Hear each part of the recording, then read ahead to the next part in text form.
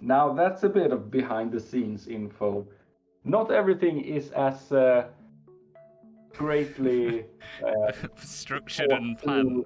through. No, it's just sometimes, happy accidents or whatever. Hello everyone and welcome to BearTalks. Today we are talking with one of the developers of the upcoming Songs of Conquest. I'm actually called Magnus, but most of the time I call myself Lord Querkius. It's my name on our Discord server for the game Songs of Conquest. And the game Songs of Conquest is a classic adventure strategy game being developed by a game studio called Lava Potion. And we are based in Gothenburg, the second largest town of Sweden, up in Northern Europe. Where it gets really cold in winters and not so hot in the summers. But it's a lovely place to live and work out of. And yeah, that's a little bit about me and what I do. Oh, excellent. Go on, you have actually hit on something I was going to ask as well. And I'm kind of cheating. I sort of half know the answer. You've actually said so in a comment before. But how did Lava Potion come about? Where does the name come from? Okay, yeah, it's an interesting one. I guess the studio, in a sense, came together because of myself and Patrick, who had worked at another game studio, decided to leave that studio and start something new. And then we brought Niklas along, who was one of our employees. And then we brought Carl along, who is actually one of my oldest friends, who was the guy who has continuously beat me in any game I ever played. And I just figured Carl is just such a talented game player, and he's very good with math and math. He has a mind for numbers. So I figured, he could be a great game designer / game balancer. We brought him on as first. The idea was to kind of have him as a game balancer, but it turns out actually he's a great game designer as well, to build these full-scale structures and documents, and so yeah, that's the mix of people coming together. But Lava Potion, we needed a name for the company, right? We wasn't really sure what to call it, and we had these different suggestions and ideas, and actually it ended up with me suggesting, I think it was called, my first suggestion was Lava Bucket, which was from I played a game called Dominions, which is a hardcore strategy game by Illwinter Games. And there you play a pretender god that aims to kind of overthrow all other pretender gods to become the dominant god of the world. And you get to name your own god in this game. So I typically use a funny website called Fantasy Name Generator. So classic. I roll and roll and roll for different names, and then I think I was searching for dwarven names or dwarven smith names, and it said, after a while, it said Thermog Lava Buckle. I just figured it was such a funny, weird name. So that was what I named my god in Dominions. And then I went on to win that game. And that name kind of stuck with me. And then I pitched Lava Buckle to my colleagues at Lava Potion, and they say, did you say Lava Bucket? And I say, no, I didn't say Lava Bucket, but that's a cool name. And then someone said, actually, Bucket, it doesn't really sound that epic. A potion is more, cool sounding. So it ended up being a Lava Potion. So everyone just kind of like piled in and sort of generated the name from the original character. Yeah, which in its turn generated from the Fantasy Name Generator site, which is actually it's a very useful site if you're like a dungeon master or creative writer or whatever. They just have tons of different lists of things you can just randomize in terms of names, that is. So yeah, that's how it went about. Oh no, I found it really interesting. I said, like, some of that story I kind of already knew, but that was a bit more detail, because it's something that's so important. But how do you make that name? How do you come to the decision and then just use a character? Perfect. I mean, it is hard, and I mean, I could always flesh out more details. I love to talk, so you'll have to stop me if I just ramble on, or you have to edit it in a nice way so I don't get too burdensome on the people listening into I this. think I'm well known for my editing on this now. All's good. Okay, well that's good. No, but actually, one of our only investor is Coffee Stain Studios. Mhm. So when we really started out, we were actually thinking, should we be named Coffee Stain South, or because they had a Coffee Stain North studio. So we Okay. were kind of discussing the idea of actually should we brand this as a Coffee Stain studio. But in the end, we are kind of part of the Coffee Stain family, Mhm. but we're also partly independently run.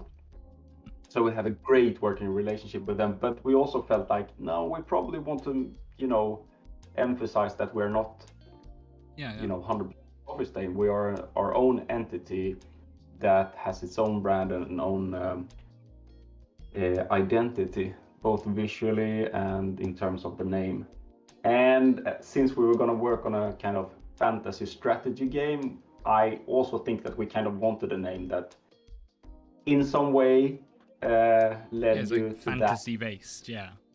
Something like that. Mhm. I'm not sure. I mean, I guess the name could have really been anything that we just felt was a bit cool or nice Mhm. sounding. But we threw it around and it stuck. Fair enough.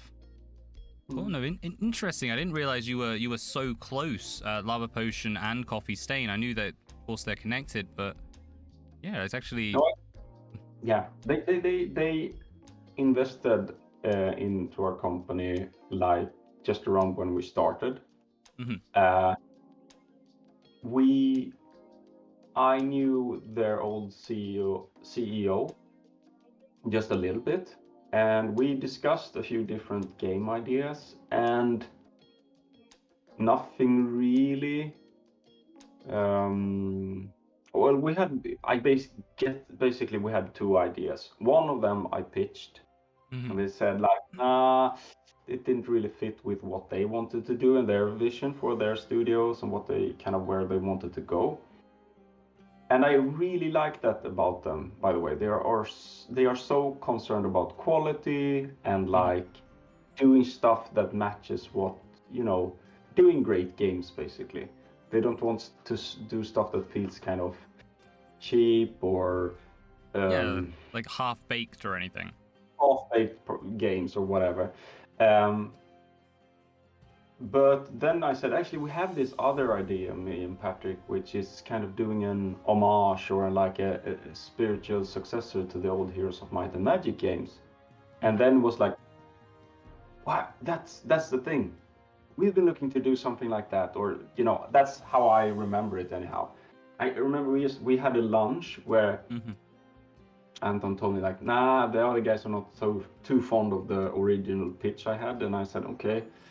Too bad, perhaps we should, rethink it, or perhaps we could do this, which we also have been thinking about. And he was like, "That's it.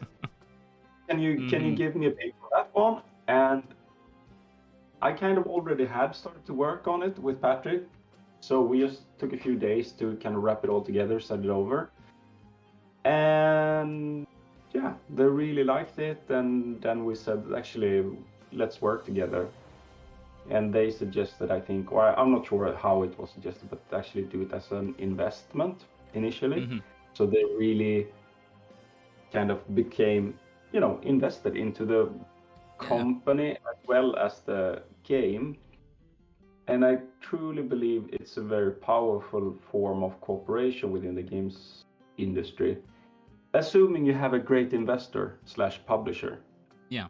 I mean, someone who really wants to make the product shine and really believes that, have a long-term perspective and doesn't have to kind of worry about quarterly reports or something like that. Okay. So yeah, it's a very deep relationship in that sense. Oh, that's interesting. It's something we'll come back to, but actually just interesting in general hearing the business aspects of gaming. Of course, as a consumer, kind of I hear about it, but I don't really hear that level of detail, exactly how it all comes together. Yeah, I'm not sure if they are okay with me telling you all this, but I guess I will get that. Please cut it out. No, I think they are. You know, it's public. I mean, in Sweden, you can't really do business deals without it not being public. It's most of these things are public. What's it called? Records about it anyhow. So you have to file when you do investments with like the authorities. So is it like contracts for everything? Exactly, and I think it's not something that we feel ever we have tried to kind of obfuscate. It's just not that interesting to most people, but some people will perhaps find it interesting. But then again, this was also done back in very early 2017 or like the end of 2016. So Coffee Stain, they had a great success with Goat Simulator, but they hadn't done satisfactory. They're behind Goat Simulator. They are behind Goat Simulator. Wow. A very good success. No, that was a game that everyone I knew played, and then I gave it a go, and I'm sorry to say, I was like, what am I playing? Like, literally, what am I playing? I think that's kind of what made it a success, that people were kind of thrilled that, like, it didn't really have any clear rules or goals. I guess it was just mayhem and physics. Well, it's completely unique, and you can tell by how many copycats came about that it hit something. People enjoyed that, and people wanted more. Yeah, and I think that was their, like, I mean, they did some really good games with Sanctum, which is like a first-person based tower defense game, which is really cool. But it wasn't nearly as big as Goat Simulator. But the cool thing is then, what did they do? That, like, instead of just kind of hoarding all the cash in a big heap and saying like, let's just retire. Instead, they said, actually, we have all these funds. Can we invest it into other cool projects and teams? And they've had just a staggering success rate at finding good people and good games. I mean, they have been involved. I mean, obviously, Valheim is like the big hit. I mean, yeah, I mean that's not even fully out yet, and that's already doing phenomenally. That's still early access, isn't it? It might be. I think they've sold over like 7 million copies. And that's the thing, and also that's why I have such great kind of confidence when working with them, because sometimes when they give me a suggestion, I think about it and say, I'm not sure if I totally agree. But sometimes when I'm a bit on the fence about their judgment, I just knock myself on the shoulder and say, actually, Magnus, they did publish Valheim. They did publish Satisfactory. They didn't only publish it, they developed Satisfactory, which is a huge hit as well. They also published Deep Rock Galactic, which has sold I think it's over 2 million copies. And I mean, I'm just a huge ton of respect. But over the years, we've just become friends. So our working relationship now, I think it's from my perspective much more relaxed, simply because we have just laughed and cried together and tried different things, and we're all people, and they have a very human aspect or human view of game development. So that's something also I appreciate. It's getting a bit personal here, but I think that's the interesting thing. I think that's what people want to know. But I mean, gaming. For me, gaming as a consumer, it's such a personal thing, and I think when you hear about companies and you hear about business, and particularly with the AAA industry, you're looking at genuine business, billions of dollars. But when you're looking at indie, I think what drags so many people in is this connection, not just. I mean, I was just going to say between the community and the developer, but I mean, apparently this goes all the way through. This is publishers apparently having connections as well. I totally think so, but I do think, to be honest, that Coffee Stain is a bit of perhaps not outlier, but they are very different to any type of business I have been, because I've been in the games industry for, I think it's over 15 years. It's only like the 5 last years I've been working with Coffee Stain. And before that, I've worked with like everything from larger companies to smaller ones. I've worked with Disney, Marvel, and you know, I've worked with like big social networks, stuff like that. And I mean, it's just a huge difference, to be honest, because they have what I would say a very Swedish perspective on things, in the sense that they understand that people need a healthy work-life balance, and they are kind of respectful in the sense of not, they wouldn't call you in the middle of the night and, you know, giving you a hard time for not delivering on a certain thing. They would have a professional discussion on Monday morning and say, look, we're not really satisfied with how this was handled, but how can we avoid it in the future? And it's like, it's a great break from what I'm used to. I mean, there are tons of great companies out there, don't get me wrong. Yeah, but it's a different culture. It's kind of a unique, even amongst the good ones, this is something special. Yeah, I think so. Yeah. I mean, I do believe more companies like this are starting to pop up, which are being run by a younger team of entrepreneurs that also have a lot of passion and heart in what they're doing, and not only kind of a business aspect.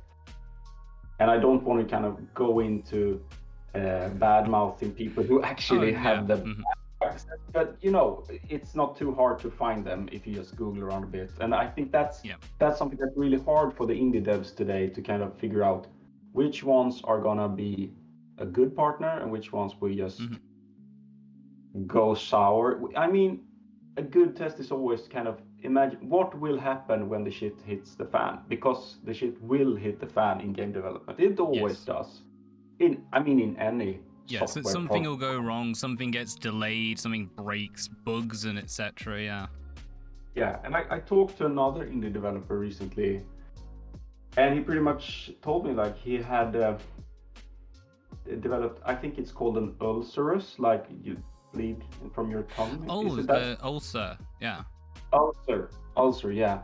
And like had to go into the hospital in emergency, and it's like, because it was such a stressful situation with the publisher who refused to pay for the last milestone because they said the quality wasn't enough.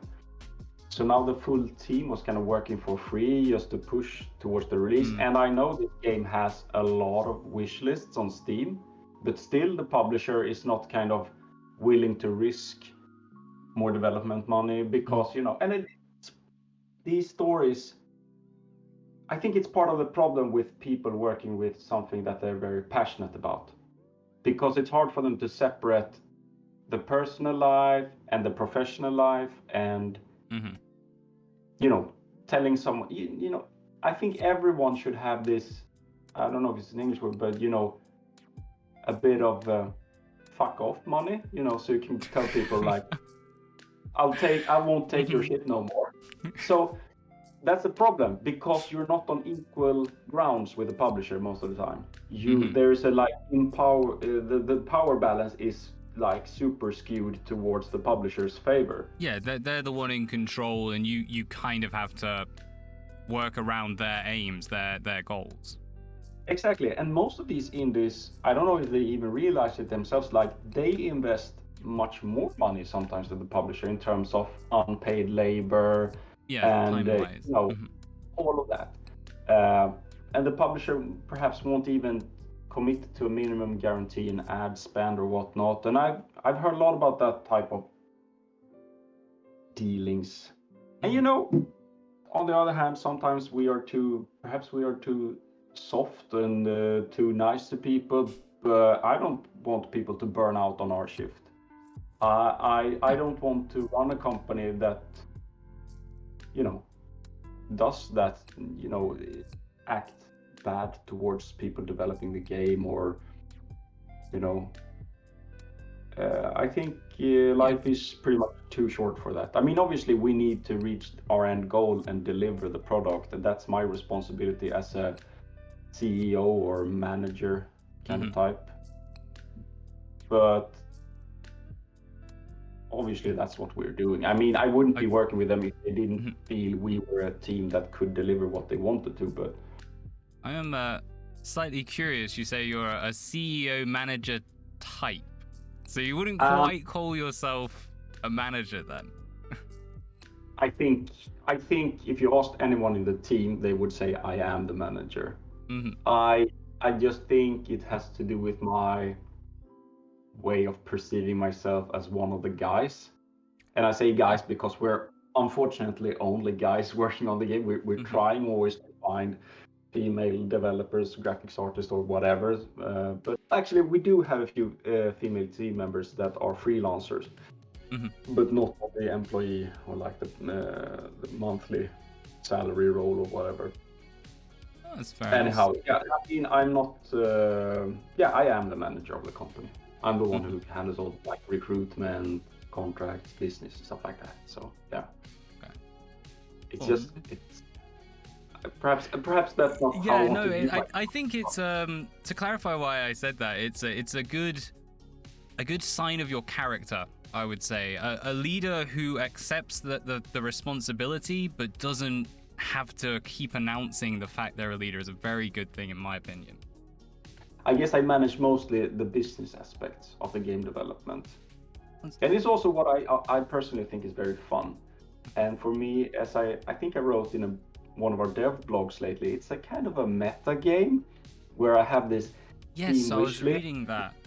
Follower counts, and it's like it feels like you're leveling up before pushing toward the big boss fight, which is like the release date, something like that. That's what the analogy I use, and I kind of think it holds up. And it's just not something I do because I have to. I do it because I truly enjoy it. Oh, that's excellent to hear. Thinking of this idea, so as you guessed quite accurately, I kind of wanted to talk about this unseen side, this development sort of point of view.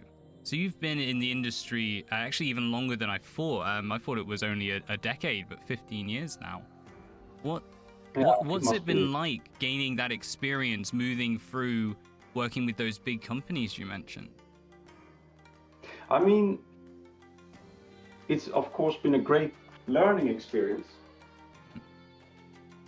And I think one thing that's really interesting that sets me aside from like the guys at Coffee Stain and their experience is that I have had a lot of failures in my career.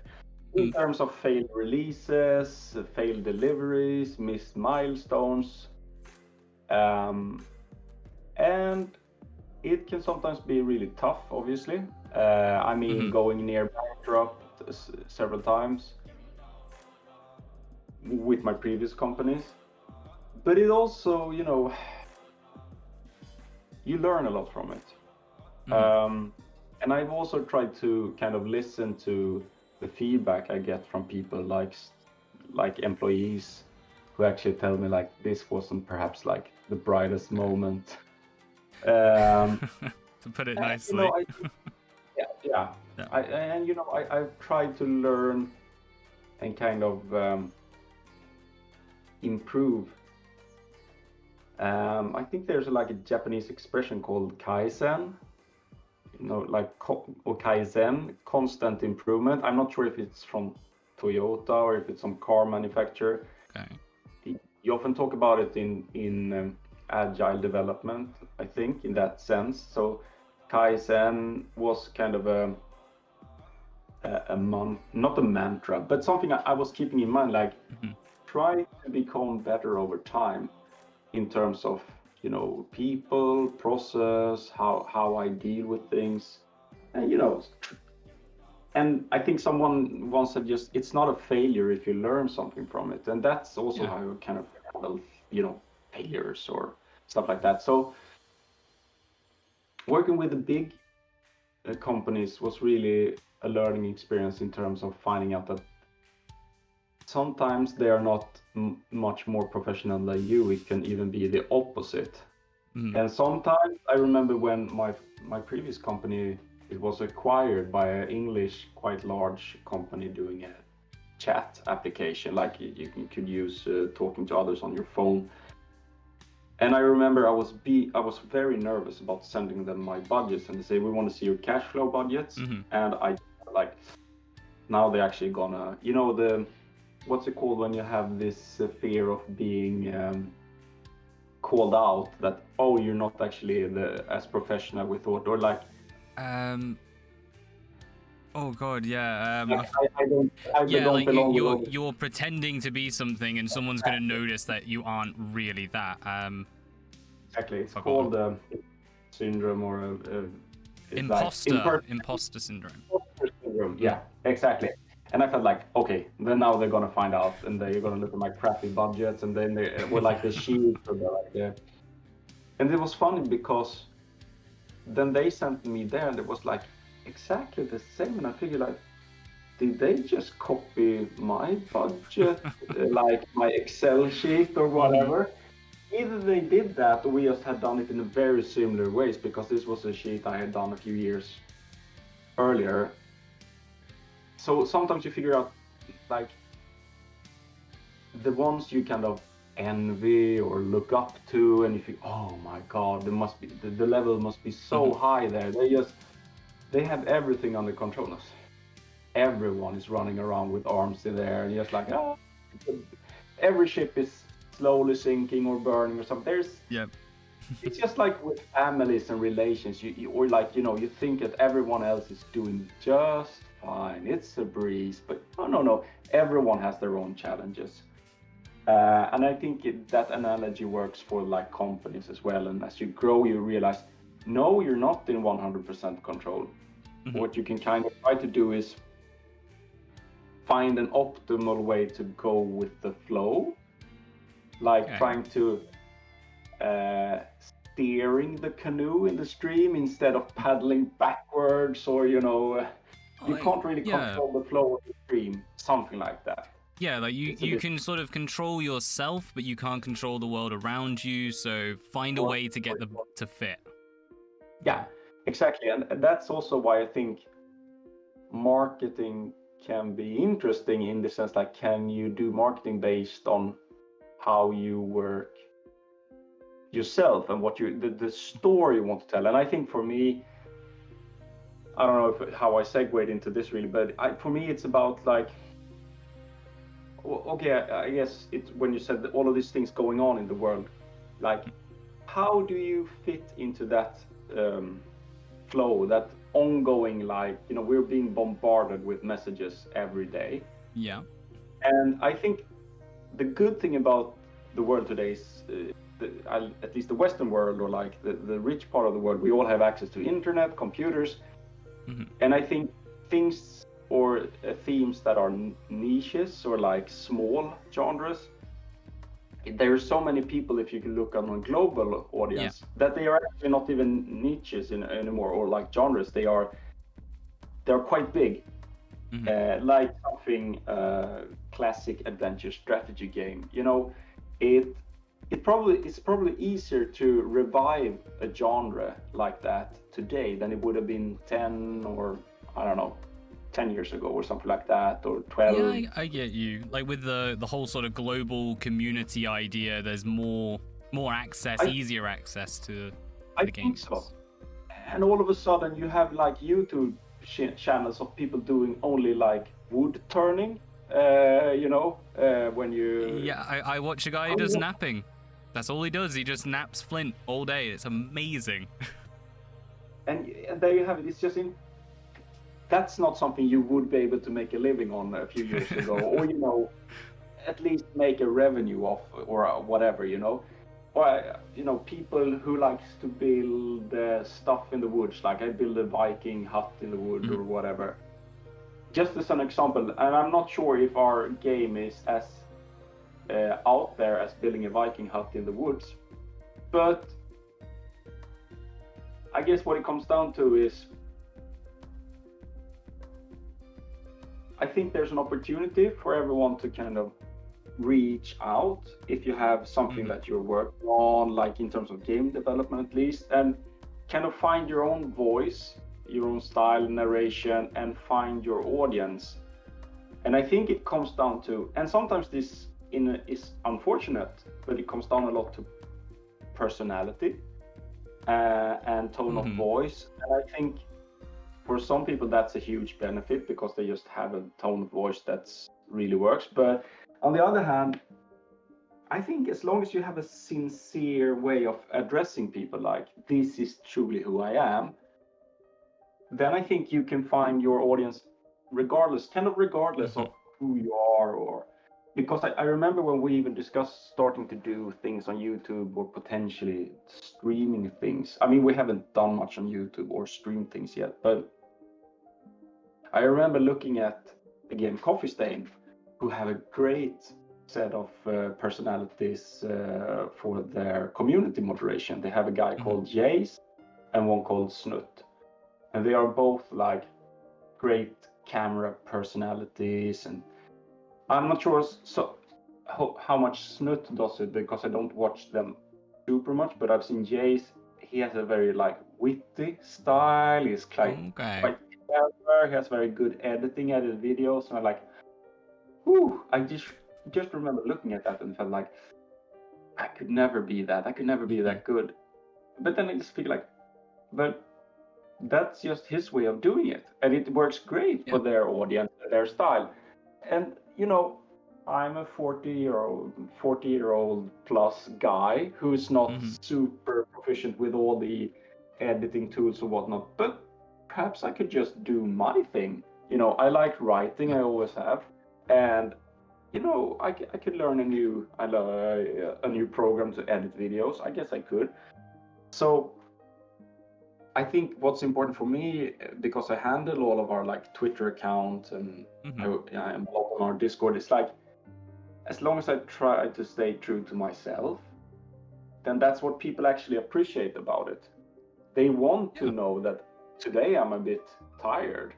I'm going to be lazy. I'm not going to post a blog post today because I don't feel like it. And people are like, that's cool. That's fine.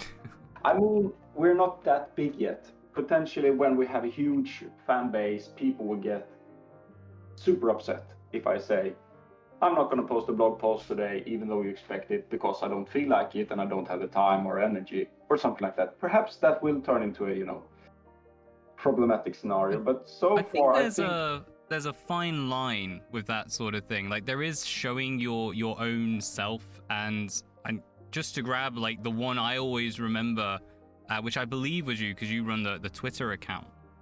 Yeah. Was you just ordered a game and you're just like, I'm gonna take the next week off and play this game. Bye. Yeah.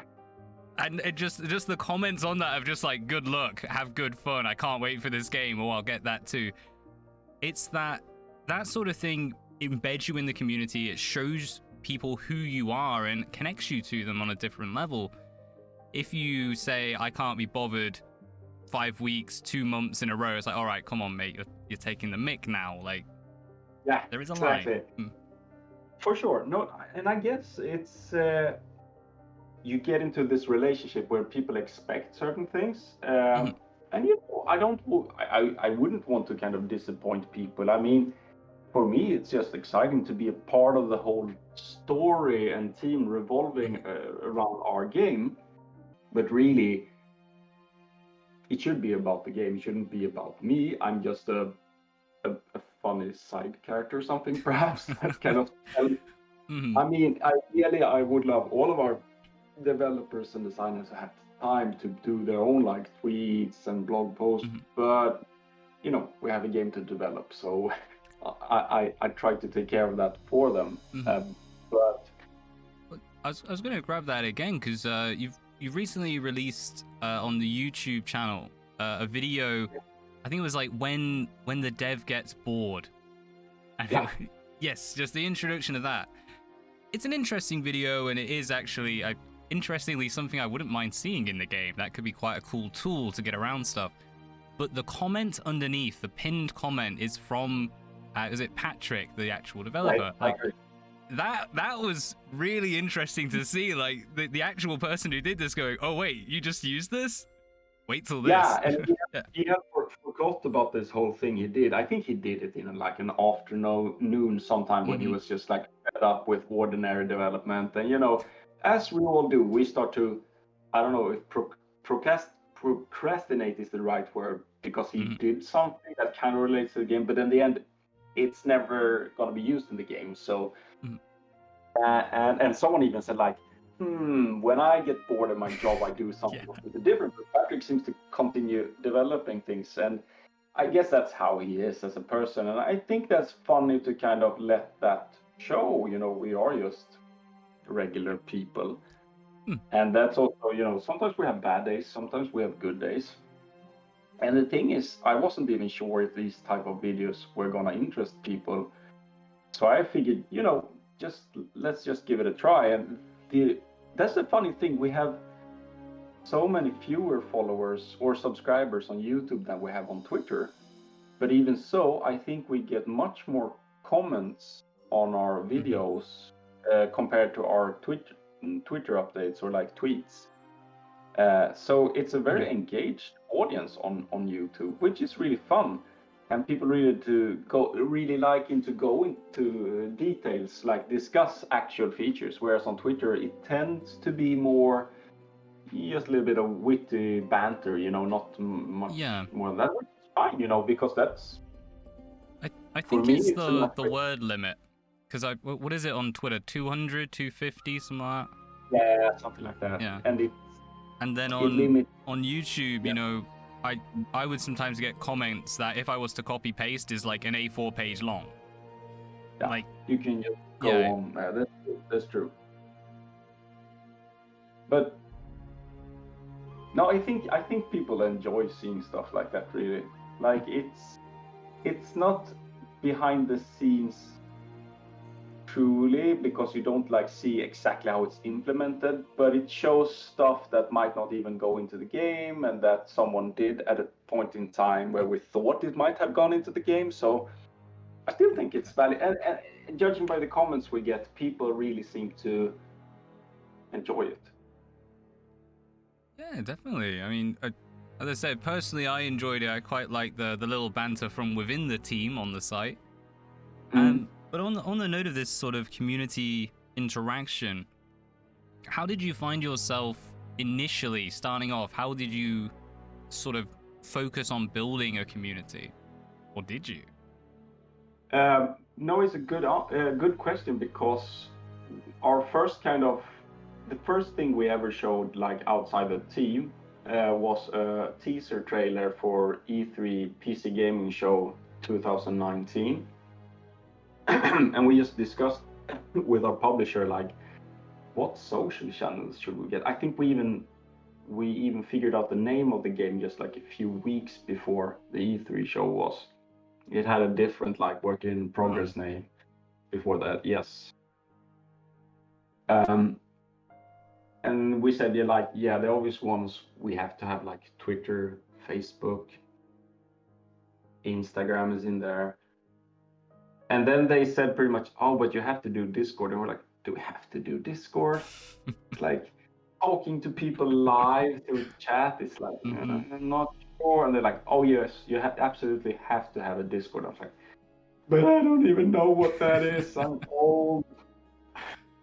But, you know, they pretty much said, like, I mean, they didn't say it was mandatory. That's a good thing with the publisher. They are never like, they usually let us have the final say. And if we were to have been like really opposed it for some reason, I think they would totally have respected that. But we figured, like, if you say so. And they pretty much said, like, don't expect yourselves to have to kind of post things every day or day. You know, it's as much to let people discuss among themselves about expectations for the game, you know, and other things really.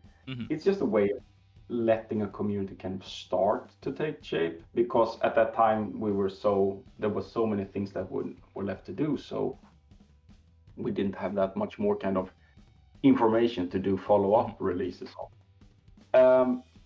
And then so we started the Discord server, and then on the night of the show it just went bonkers in terms of thousands of new members. Or hundreds, I can't recall, but it turned out it turned into a few thousand over like the coming months.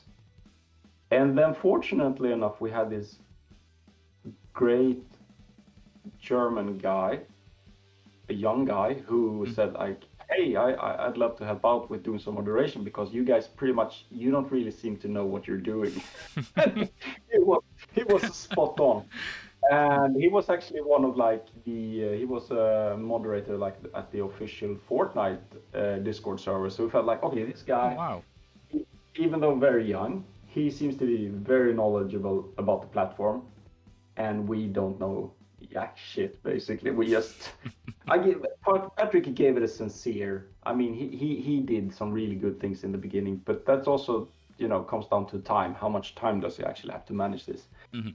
So that guy who's called Keen on our server, and then a few others joined. One guy called Kenzie or Isu Shan on the server. I think he joined just right after Keen. Anyhow, and he's from the Netherlands. So it's like two great guys, and now we have two more guys. I think I'm not sure if both of them are from Poland or where they are, but so the Discord, like from a moderation perspective, is being run by a team of young guys somewhere in Europe, and I just trust them with helping us out with what needs to be done. And then we have discussions, and what I tell them all the time is like, you decide most of the things, and if I do something that's bad, you will have to tell me, because I'm not an expert at Discord.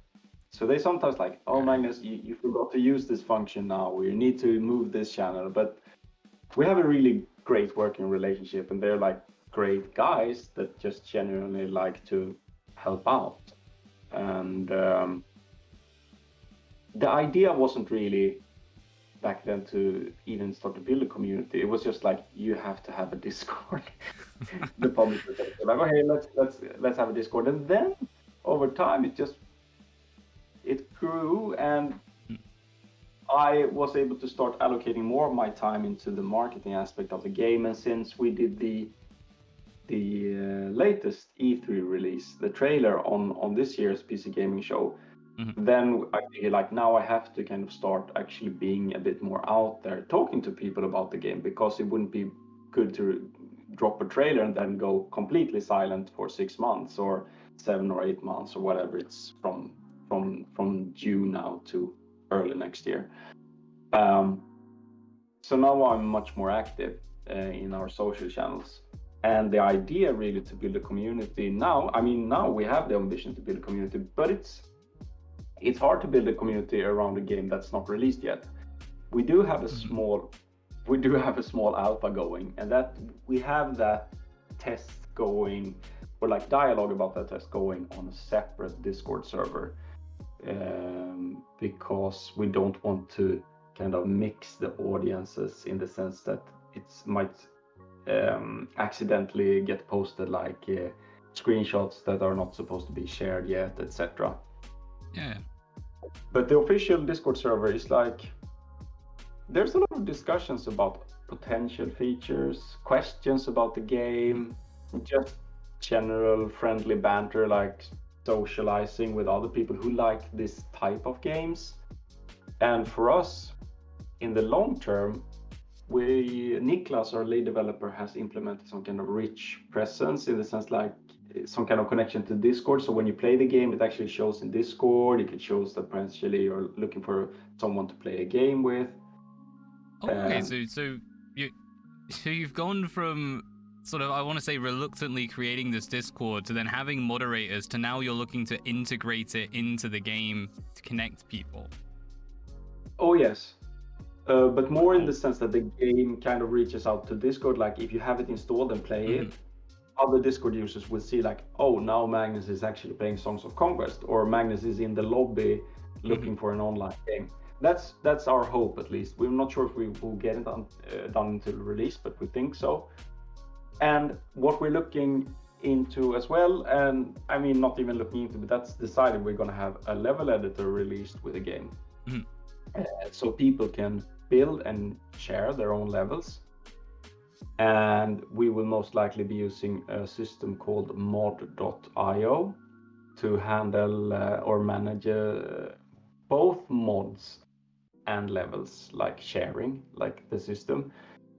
Okay, And so to me, Sorry, just to grab one thing, I hadn't heard that before. So modding will be implemented into the game. That's Release, is that a hope? Like the long-term plan? I would call it a hope. I mean, I think it could be a huge thing for us, and I really want to get it done. We have started experimenting with it internally, but I don't really dare to promise it on release because you never know what happens, Oh, and of course, yeah. it can potentially break a lot of things. I guess I'm not the developer, but I would love to see it because I think what we want to do, and that's what I really want the community to be about, the creativity of having a game like this, both kind of like figuring out, finding multiplayer games, but also finding new maps, discussing things like discussing new and upcoming factions because we have plans for more factions, but it also depends a bit on how the release does. And it's like, even if it's fairly successful, we just want to continue to support the game with doing more like content and assets and features. Some of them might be paid, some of them might be free. We kind of haven't decided yet. It all depends a bit on how the release goes or how it like unfolds. So there is actually I forget what it's called, but there is like a long-term plan. You've kind of a roadmap. That's it for the game post-release. We do have a roadmap, and I think this is like typical game development. What we will find when we actually release the game is that 80% of what we thought we would want to do will just be thrown out the door because the users say, actually, we want more of this, and we're like, that? We didn't think that would be a big thing. But that's just my experience, that it's always like something that you didn't really consider and people really get excited about. But one thing that I think people will want, and that we are quite sure we want to do, or like we are sure we want to do, is doing more factions. And our designer already have plans for several more. The thing is, it's quite costly to develop a new faction because it's funny, something like pixel art, people often assume that that's a design choice we made because it's like less expensive than 3D and it's much more easy to do in 3D, but actually it's quite the opposite. It's very time consuming. It's technically challenging to do all these things we do in a 3D space with a 2D pixel art to make it look really coherent and nice. And it's like, it's what should I say? It's a decision that has cost us a lot of time and it has cost a lot of resources sunken into that, but we think it's worth it in terms of the visual style we have. We think it really conveys what we want to. It has this it's a nice fantasy immersive, but also that kind of retro. It like you reminisce things from the past. On the same time, it does look quite modern. So I think it blends in a good way. But it would have been so much easier to do the game in 3D. Which is weird because that's not something a lot of people seem to understand. And they say, why didn't you, and sometimes people say, couldn't you just have a button to switch between 3D and pixel art? Like, that's sure we could have, but that would mean developing every asset once more. But twice. Yeah, it's just bizarre idea, really. But hey, I guess the same thing happens when I know nothing about cars and then I ride my car and think, have a button for this, and the car manufacturer, are you bonkers? But I don't know. I'm just a user who wants to get my will or get my way. That is a very good way to put it. Actually, I hadn't thought. Yeah, like looking at automobiles and such, I wouldn't have a clue. And there's plenty of things I'd want on there. I'm gonna. So I was just gonna grab one thing. So, for those who may not know, watching in on this, from what I've seen on your social media, there's a lot of freelancers you work with over at Laser Potion. Yeah. Yeah. How has it been like tracking down and trying to find people that you like to work with? Like, What was the task like trying to recruit essentially? I mean, it's been a great challenge, to be honest. We've had a lot of people coming and going. And I think we kind of figured or found out that there's really no good way to tell if a person will work or not in terms of team and how their development capabilities and if they actually deliver when they say they will deliver. Other than actually having them work for a month or two and see how it works out. And I would say that we are probably very lenient in terms of deadlines or like stuff like that compared to others. I think it also kind of goes on into our management style or how we want to work with people. We don't want to clamp down on them and stress them out about missed deliveries. Rather, we want to create a kind of a working environment that feels safe and long term. But yeah, we've had a lot of people that haven't really worked out as well as we thought they would or would have hoped they would. And sometimes you just kind of have to bite the bullet and continue work with them because they're either hard to replace or you just kind of feel like it's not optimal, but it'll have to do because the process of finding someone else is just, it takes a lot of time to go out recruiting new people every now and then. I wouldn't say that the fact that we have a lot of the, I mean, especially since Corona, everyone's been distributed, but we were the team that were allowing anyone to work from wherever, whenever they wanted. We never had like, you have to be in the office between these hours policy. We've always been a remote, I mean, there's always been a possibility to work remotely. I personally have done it since we started, not every day of the week, but sometimes I work from the office and sometimes from home during the week. So it's like we acknowledge that people have different, parts of their lives when they want to perhaps, go abroad or do work from somewhere else. It's like that shouldn't be a problem in a digital environment, really.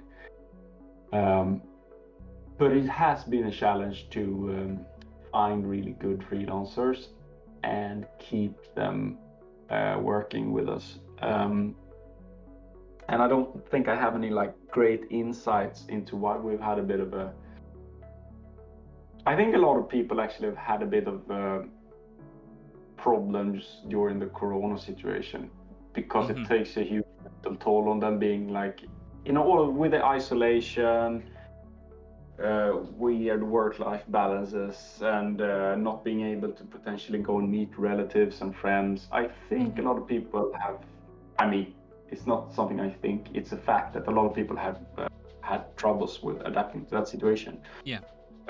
But even so, we've had a bit of bad luck with a few of our people we have tried to work with. But then again, I kind of also think that I'm not the person who wants to quit on someone. If they are perhaps not doing a great job, I'd rather like to work with them, find out what's going on, and see if there's room for improvement. And I also think it's really important to have freelancers having a sense of security and long-term, the long-term perspective, because if they feel they can just get, thrown out with the trash, then why should they commit their best to the project? So I think also, as I said, we're not only lenient on deadlines, we try to really work hard in, finding an optimal way of working with the freelancers. Okay, that definitely brought something I hadn't even thought about that, but of course, with the pandemic going on, how much of an effect has that had? As you were saying, of course, this has had a lot of emotional impact. It's affected people psychologically. At just like cold hard business perspective, how has that changed things? I mean, from a business perspective, I think we've been very lucky in the sense that we already had a budget. We had a contract signed with a publisher. We knew what we were going to do. We knew that it takes time to develop this game. you know, I wouldn't want to benefit from an ongoing pandemic anyhow. But the only thing that could have affected us, I would say, from a business perspective, is if we had the game live when the pandemic really took off. Because a lot of that's the thing, a lot of game developers have really fared well during the pandemic in terms of sales.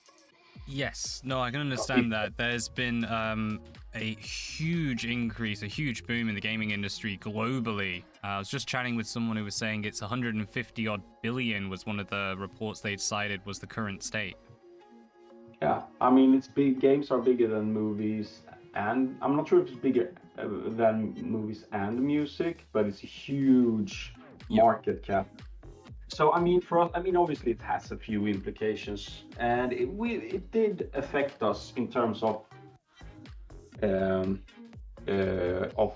development speed, because I think our team didn't really fare all that well when working from home from the beginning. So we've tried to find a mix of allowing people to actually go into the office, and we just said when the pandemic was when more things were figured out, like, okay, what can we actually do? And said, if people are really spaced out, sit in different rooms, and everyone writes, we have a Slack channel where people communicate daily regarding their work and say, like, I'm going into the office today.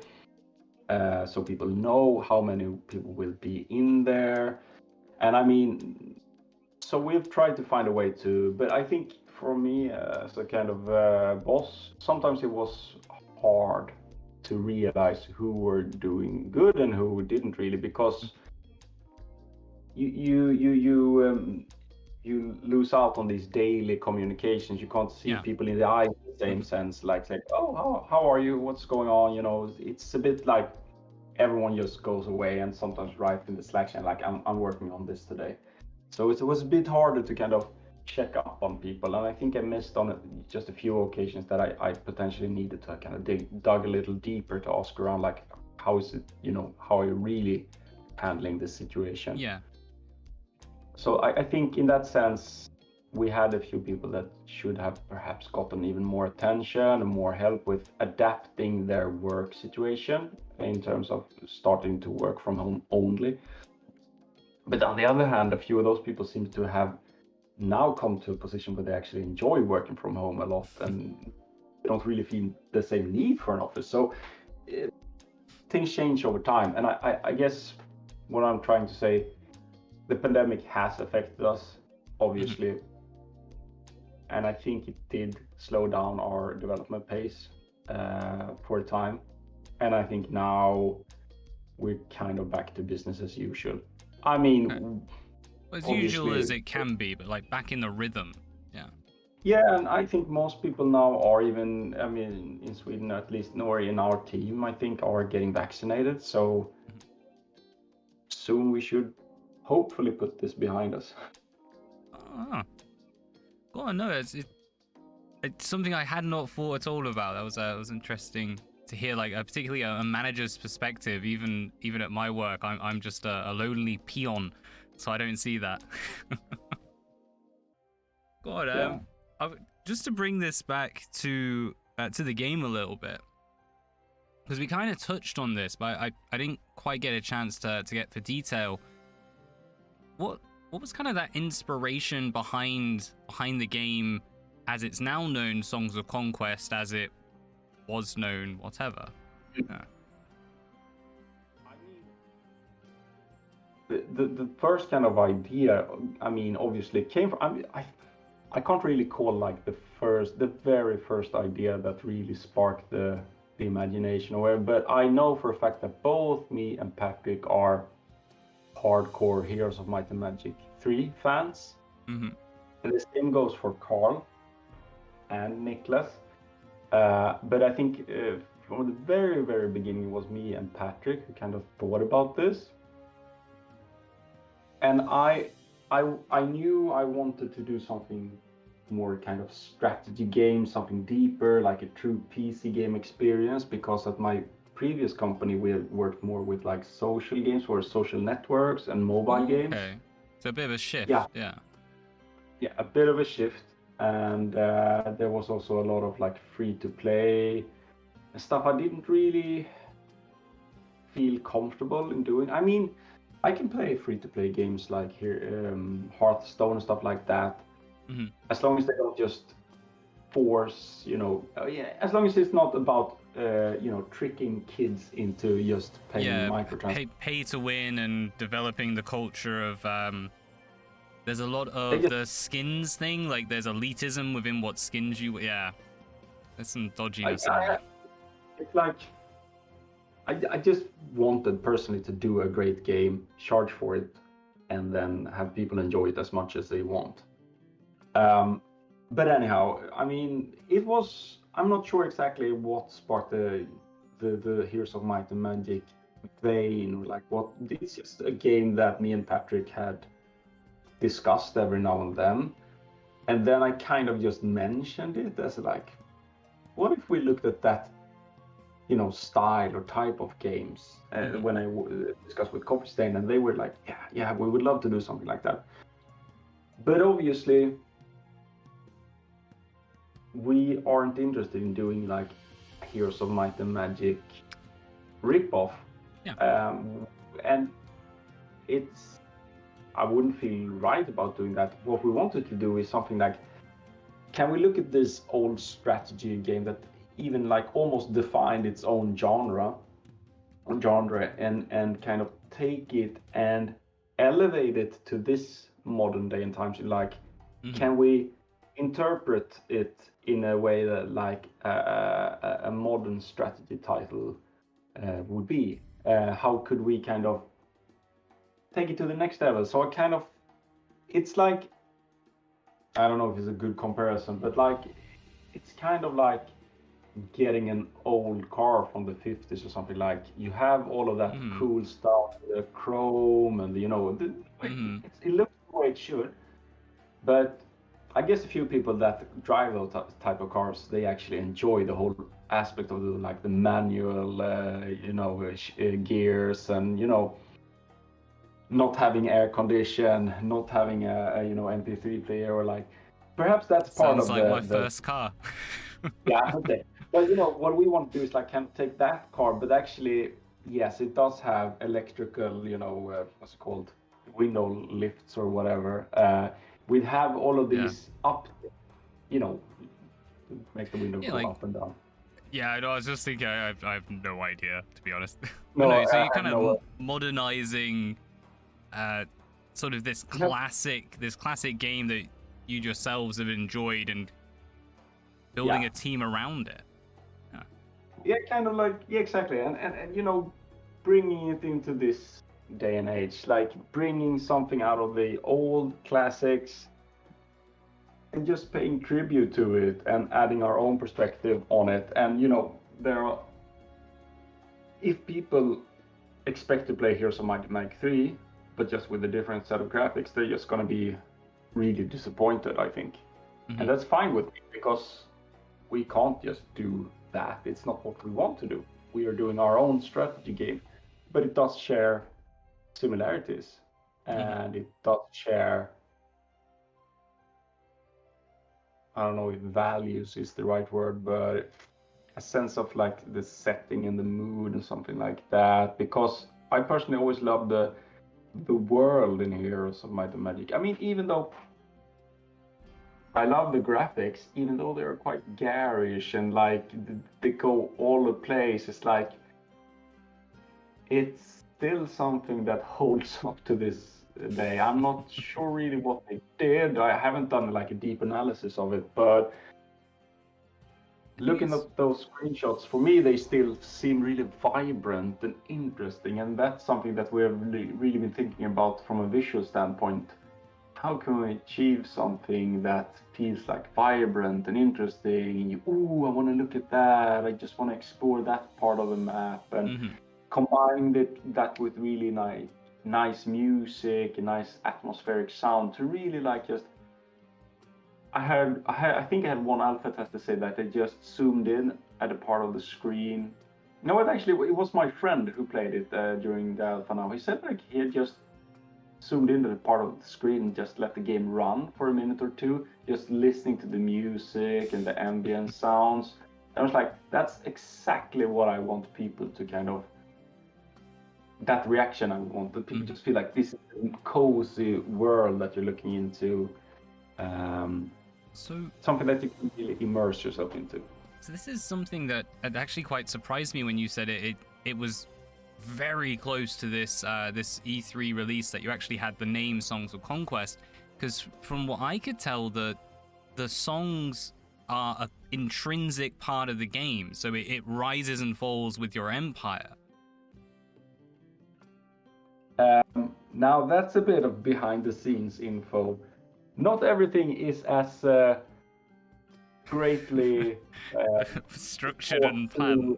Mm-hmm. No, it's just sometimes, happy accidents or whatever. Oh, okay. I mean, we discussed so many names, and in the end, it ended up with Songs of Conquest. And then Carl, our designer, has worked really hard to kind of figure out, but what are the songs? How come? And I think in the end, it's turned out to be a great concept. And I think it's really cool. Yeah, and I think the songs in the game will be really good because Carl is a very good singer-songwriter, or he's done a lot of musicals, he's written a lot of songs, and his professional background is in acting as well. So he has that really like strong narrative. He's very vocal and he's good at singing. So I didn't actually check, unfortunately. I didn't have a chance. Was he the one behind the original trailers music?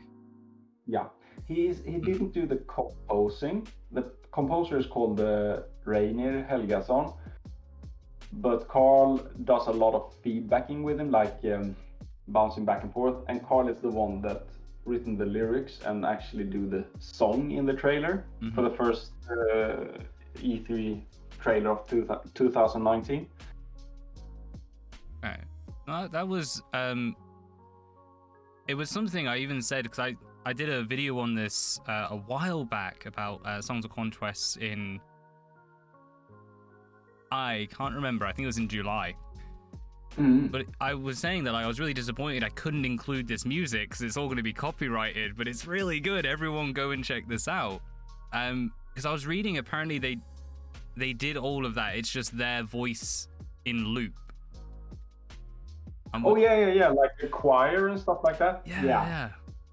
It's all Carl. It's a bit funny actually, but they are. I mean, Carl has a lot of experience in terms of recording music and stuff like that. So we are really fortunate in that sense that we had a lead, like a game designer who was a good musician. So it was a very fitting theme when it ended up being Songs of Conquest. If it would have been like Maps of Conquest, then we should have had a cartographer working as lead designer. Yeah. I'm not sure if it was fate or what it is, but it worked out very well. And I mean, from our perspective, we don't mind if people, doing videos about the game use stuff from our homepage or whatever. So feel free to use whatever if you do that videos. Because I mean, obviously we just want to get the word out about the game. So. Oh, excellent. Yeah. Go on. Well, I'm actually just thinking I might use that music for a few things myself. Well, haha. Yeah. But. Yeah. And so I was going to say we're coming close to the end, but actually I have no idea. There's no release date announced. But given where we are, wherever we may be, if you could go back all the way to the start, founding Lava Potion, coming up with Songs of Conquest, is there anything you do differently? Is there anything you feel you've learned from this experience? Oh, yes. There's one big thing we did, and this is a bit of not a spoiler, but it's something that I will actually release a video about our art style. We pretty much had a very different art style when the project started out. Okay. And we continued.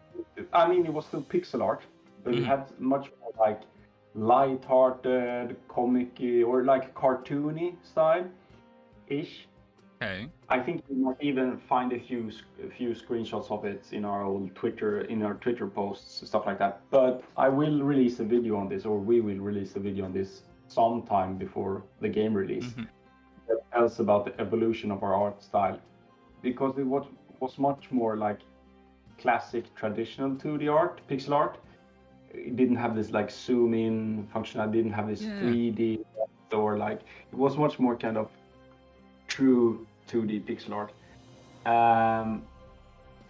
And if I could go back in time and tell myself something, it would be like, do really take all hints that might be mentioned, and like perhaps we should look more into the graphics or the design of the graphics, or like if people don't seem like 100% satisfied, it's better to kind of dig deeper than just pushing on and hope for the best.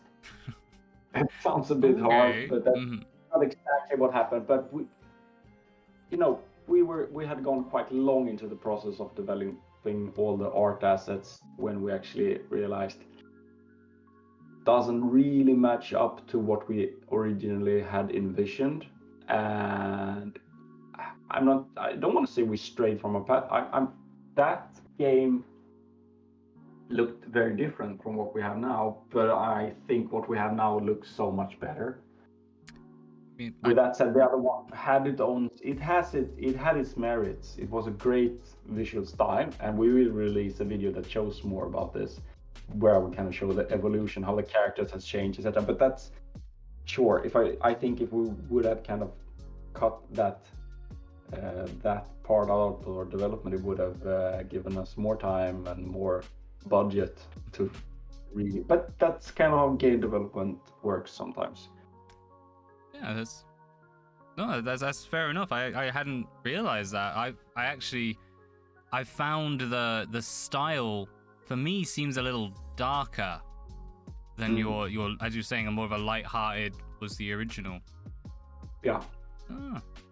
Interesting. I mean, if you look at I'm not sure if you recall them, but there were like old characters in the old web page from like back in the 2019 release. There was this knight and this bone monster or whatever, bone monstrosity. They have the old design, and the knight looks kind of more like a happy-go-lucky classic fantasy or like fairy tale knight. But now the knights, we actually said, but the knights in our new rendition are more like the knights of Game of Thrones. They're like these well-armed bastards that come to a village and say like, pay your tax away, chop a few heads off, or they're not like the la-di-da-di. Yeah, they're not the fairy tale Prince Charming. No, exactly. They have a bit more edge and grit to them, and that's kind of what we wanted to do to the characters, and not. But we still kept a few of the things that were really interesting from the original design. I think a lot of the death animations for a lot of characters, they are a bit kind of on the funny side of things. And I think people, either they will enjoy it or they will hate it, but I actually figured that's something we had a lot of discussions about with the publisher. Is it right or is it wrong? And I kind of feel we ended up on a very good note there. And a lot of them have a bit more sense of humor in them. Cool. I'll run with that. What's about? I'm just trying to think back. So I see a lot of this stuff going up onto Twitter, and I can kind of see some of them as a little bit humorous. I mostly just enjoy I love the turtle. I don't know what it was, like a shaman or a warrior, but that turtle was awesome. I think it is like a shaman, but also like a tanky unit. So it's supposed to take a heavy beating if you want to. Just put it at the front lines or whatever. Cool, no, excellent. Yeah. Right. Last one's a bit of a strange one. But if you were to meet someone wanting to go in, someone wanting to enter the gaming industry, be it indie or not, what advice would you give for an upcoming developer with all the experience you've gained over the years? What would you recommend? I mean, I guess there are a few things I would say, and I think they are potentially like general concepts of how you could succeed in any industry. But I think obviously perseverance, like being able to continue even in the face of a harsh reality or in like a troublesome situation. Like you want to strive, continue forward, even though if it's hard. Um, Also, like um, believe in yourself in the sense that it's not necessarily that everyone else is knowing what they're doing. They're also trying things out. Just looks like they know exactly what they're doing. And I mean, obviously, bigger companies that have a lot of tradition, they have a lot of like know-how and practices that has kind of been um, owned over the year, or like they have sharpened their tools over the years. But they also have people coming and going. They have like resets all the time as well. So I think you get it. You can strike it out on your own, but it can also be a great learning process just to try to get employed at a studio and work there for a while and see if that works out for you, or if you want to go on your own. I think in this time, in terms of like how digitalized the world is, it is a good possibility to kind of reach out with what you want to do. Just be prepared that in the beginning you might not make a ton of money of it, but it might be, possible to actually get a living out of it, which, obviously depends on what your standards are. When I started out in the games industry, we did not make a lot of money. It took us a lot of years until we kind of had relevant or proper wages, but for me it was worth it. And also I would say one final thing is try to think about things in terms of value. Like whenever you do something professionally, you're trying to create value, right? Most of the time for someone else, in the sense that you're providing value to your employer or like the studio you work from. And I mean, if you're a freelancer or if you're self-employed, then the value you need to provide value to someone else, but the money goes to you. But could try to think about it in a way like, whatever I do, how could I try to provide some value to myself in the process, regardless of that being like learning a new skill, personal developments in terms of managing skills, or like working with others, building your own network, getting some exposure, or like if you're a software developer, see, can you actually continue to own the code you're developing for someone else? Can you all of those things, like how can you benefit something from it and kind of grow as a person and kind of build value for yourself while also building value for someone else, So try to keep that in mind, like the value you provide doesn't necessarily all have to go away at the end of the day. I mean, if you are employed, can you get your employer to invest in your career advancement in terms of letting you take courses, develop your studies, or get time to do things that kind of, helps you grow as a person, really. So, it's interesting. There's a few things there I'd never even considered.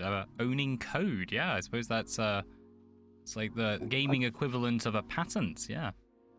Kind of, not really patent, but it says at least that, the client will of course own the code as well, but you will at the end of the day not only have sold code for cash, you will have both the cash and you will have remained the rights to own the code, which you can use for other projects.